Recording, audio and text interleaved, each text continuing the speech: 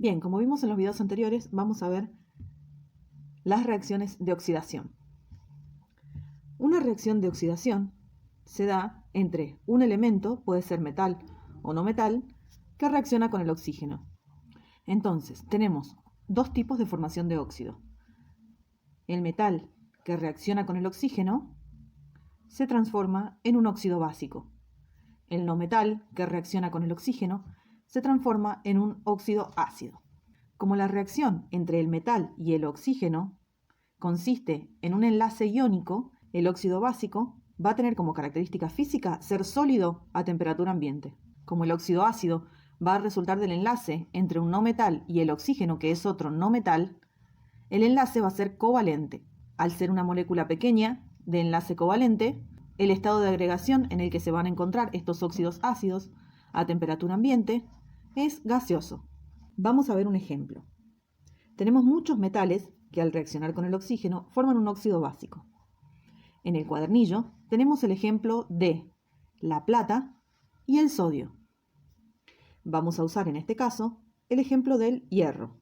El primer paso para plantear las reacciones me dice que tengo que plantear los reactivos por separado en dos términos. ¿Qué signo me divide en términos? El signo positivo. Otro aspecto del planteo de los reactivos es la atomicidad con la que vamos a escribir estos elementos. Los que están en estado sólido los vamos a escribir monoatómicos. Y los que reaccionan en forma gaseosa vamos a escribirlos biatómicos.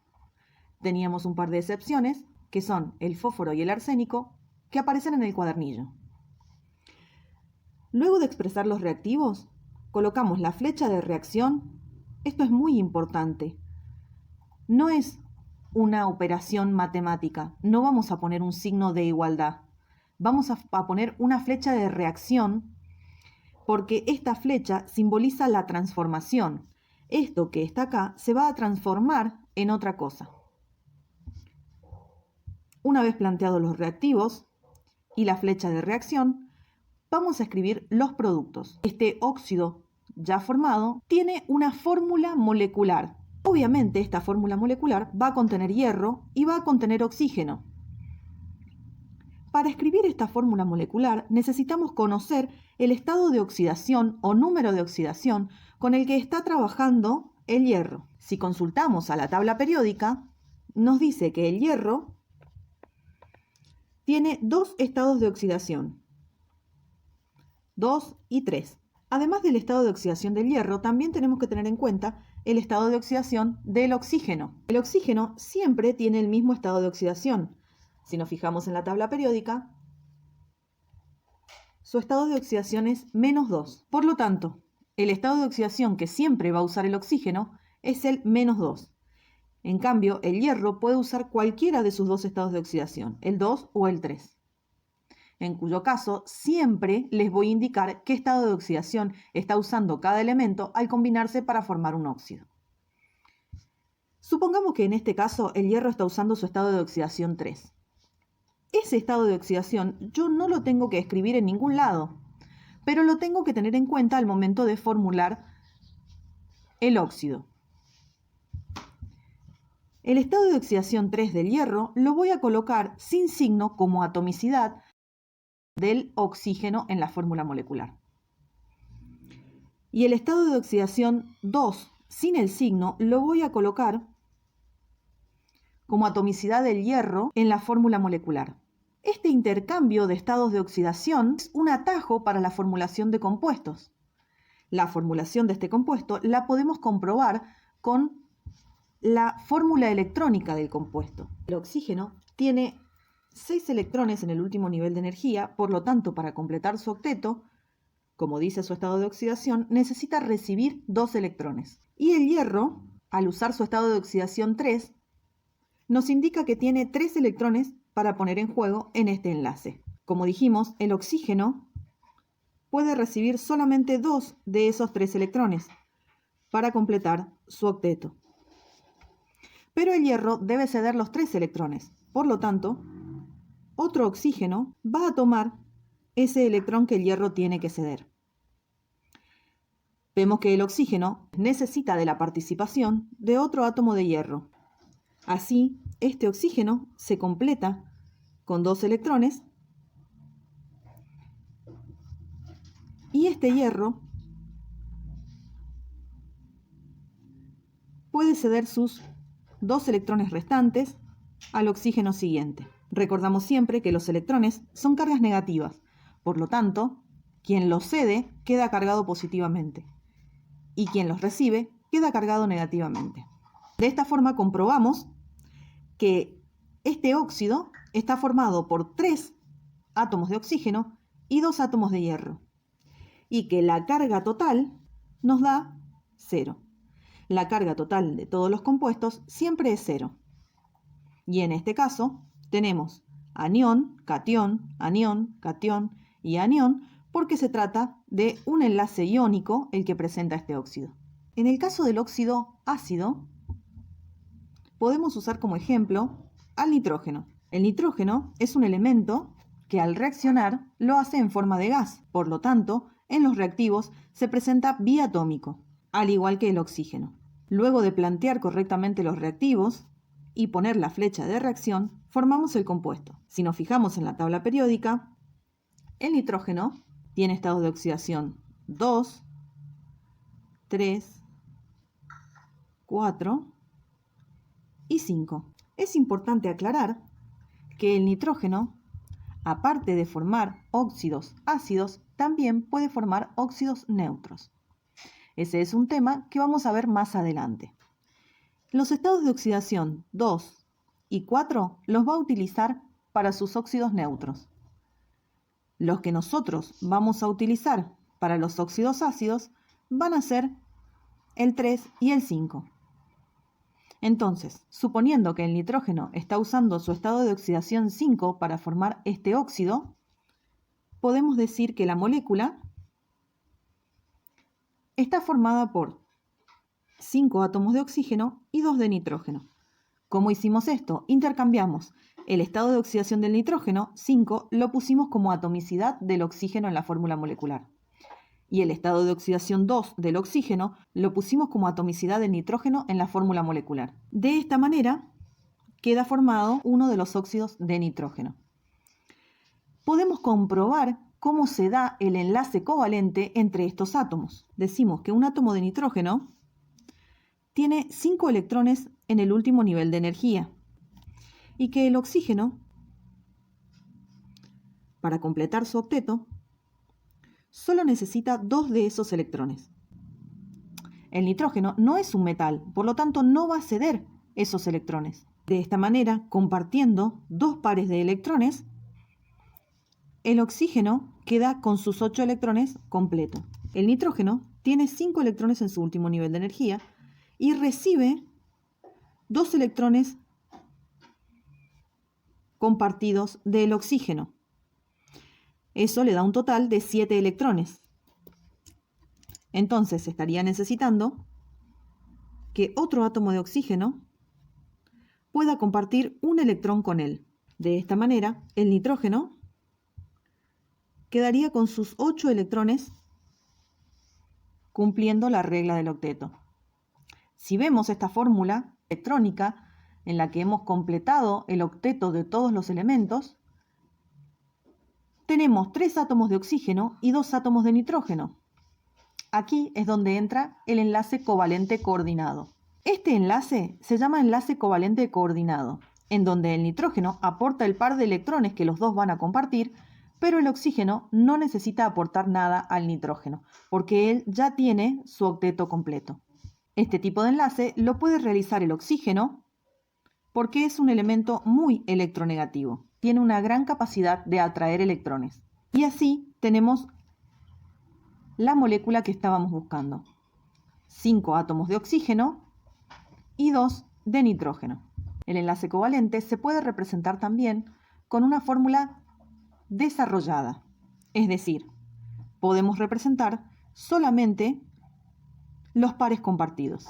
Así es como cada una de estas líneas representa un par compartido. 2 pares compartidos, un par compartido, un par compartido, 2 pares compartidos y dos enlaces covalentes coordinados, que se representan con flechas, desde quien aporta el par de electrones hasta quien los recibe. El tercer paso para completar estas ecuaciones es justamente convertirla en una ecuación, en una igualdad.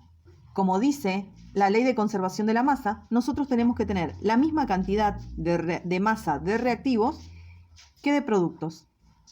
En este caso, vemos que tenemos un átomo de hierro en los reactivos y 2 átomos de hierro en los productos. Esto, evidentemente, no es una igualdad de masas. 2 de oxígeno y 3 de oxígeno. Por lo tanto, tenemos diferencia de masas entre reactivos y productos. Para lograr esta igualdad de masas, vamos a usar coeficientes estequiométricos que vamos a poner delante de cada término para poder tener la misma cantidad de reactivos que de productos.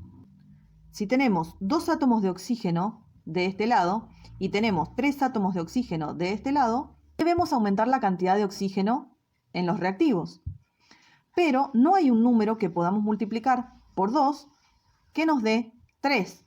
Por lo tanto, nos conviene tener de este lado un número par de átomos. Multiplicando por 2 todo el compuesto, vamos a tener una cantidad de 2 por 3, 6 oxígenos. Ahora sí, si buscamos un número que multipliquemos por 2 y nos dé como resultado 6, vamos a usar el 3. Ahora, en los productos tengo 2 moléculas de este óxido de hierro y entre esas 2 moléculas voy a tener un total de 6 oxígenos, porque cada una tiene 3. Invertidos de este lado voy a tener 3 moléculas de oxígeno con 2 átomos cada uno, quiere decir 6 átomos de oxígeno. Ya tengo la misma cantidad de oxígeno de los dos lados de la ecuación. ¿Qué pasa con la cantidad de hierro?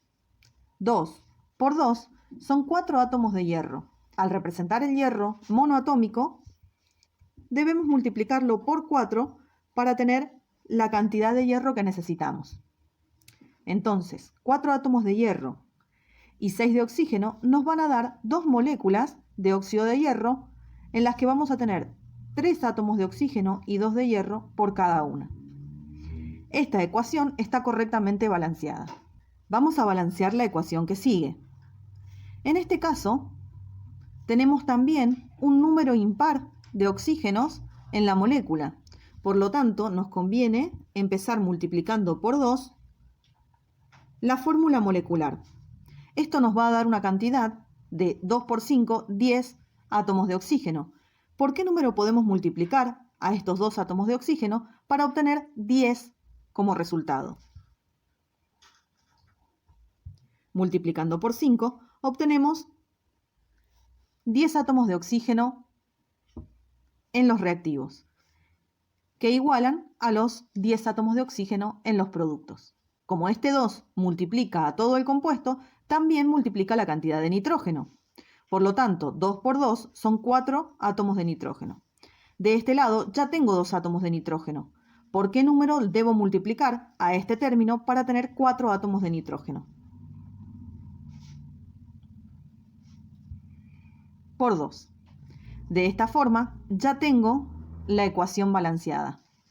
Tengo 2 moléculas de nitrógeno con 2 átomos cada uno, 4 en total, que reaccionan con 5 moléculas de oxígeno con 2 átomos cada uno, 10 en total, para dar como resultado 2 moléculas de este óxido de nitrógeno, donde cada molécula va a tener 5 átomos de oxígeno y 2 de nitrógeno. Tenemos también el caso del oxígeno reaccionando con un elemento que tiene estado de oxidación o número de oxidación par. Desde el principio, el planteo de la ecuación comienza por los reactivos. En el paso 1 tengo el zinc y el oxígeno. El oxígeno se escribe biatómico porque es un gas y el zinc es un metal sólido, por lo tanto se escribe monoatómico. Flecha de reacción, y cuando voy a escribir los productos, tengo que intercambiar los estados de oxidación. Decimos que el zinc está usando su estado de oxidación 2. El oxígeno también usa su estado de oxidación 2. Entonces, al intercambiar, la molécula nos va a quedar con atomicidad 2 y atomicidad 2. Esto se tiene que simplificar. Si tenemos un divisor común entre las dos atomicidades, debemos utilizarlo. Debemos simplificar la molécula cada vez que sea necesario. Luego de simplificar las atomicidades, la atomicidad 1 no se pone. El solo hecho de que el símbolo esté presente significa que un átomo hay al menos. Por lo tanto, el óxido de zinc nos quedará formulado de esa manera. Ahora solo resta el paso 3, que es balancear la ecuación. Si tenemos 2 átomos de oxígeno y acá tenemos 1, multiplicamos por 2 todo el compuesto. Después de multiplicar por 2 todo el compuesto, tenemos 2 átomos de oxígeno y 2 átomos de zinc. Por lo tanto, tenemos que multiplicar por 2 los átomos de zinc. De esta manera, tenemos nuestra ecuación correctamente balanceada. En el caso del óxido ácido, pasa lo mismo. Supongamos un óxido de azufre.